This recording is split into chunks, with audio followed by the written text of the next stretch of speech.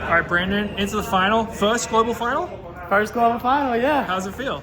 Amazing, man. I just want to go out there and run how I run. I didn't want to get to the stage and switch anything up because running from the front, either first, second, whatever, is what got me here. So just continue to do that, and good things happen. So Yeah. Are you surprised no one went with you? a little bit, yeah. I was looking up the screen like, oh, okay. I mean, I wasn't complaining. You Yeah. know, I don't think, like maybe at A&M you could have given me that much space, but I've been putting a little bit of miles in now. You can't spot me that much, but again, I'm not complaining. I was able to control that last two, and yeah. Yeah, like how hard were you going that last lap? It's hard because I was in control, but I also knew them dudes were some good closers. So I won't say I was sprinting, but I'm not gonna say I was jogging either. So. Yeah. The last 3 weeks since USA's, like, do you feel like, how have those gone for you in training? Do you feel like you've made any sort of improvements? Yeah, I think so. And I think the biggest thing is getting through this knee healthy. I think the workouts are going really well, but obviously everything's catered towards August, Yeah. September. So right now I'm just out here competing, having fun, and giving it my best. So Yeah. And you mentioned that you like to be at the front, but so does Josh, and so does Elliot Crestan of Belgium. So how are you going to manage that in the final? I think for me it's all about establishing position.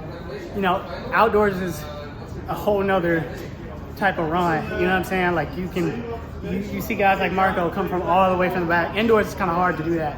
So for me, it's about making sure I establish position and make sure I put myself in a position to win. So Is it harder being on the shorter side, establishing position indoors, because that race can get kind of physical? I think for me, when I'm doing all that bumping, it can be a little harder just because, again, I'm a smaller guy. So I just have to be really smart.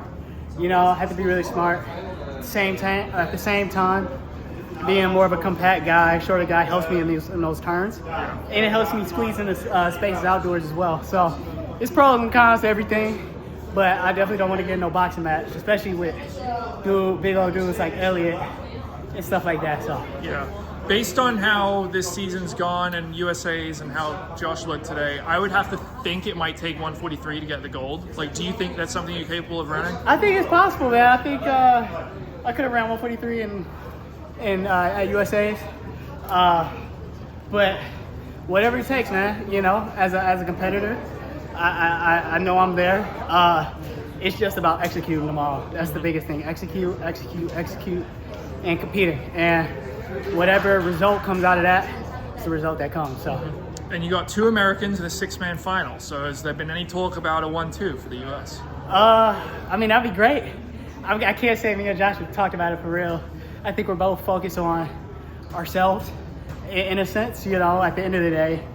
That's my teammate on Team USA, but we're also competitors, and we also we push each other to be the best that we can be, and I think that's the exciting thing about American men's 800 running right now and just American men's 1500 is at the end of the day, we're competitors and we're pushing each other to be the best, and with doing that, we're catching up, or if not surpassing the rest of the world. So Yeah. Well, great job Thank through 2 rounds, and good luck in the final. thank you, sir. Yep.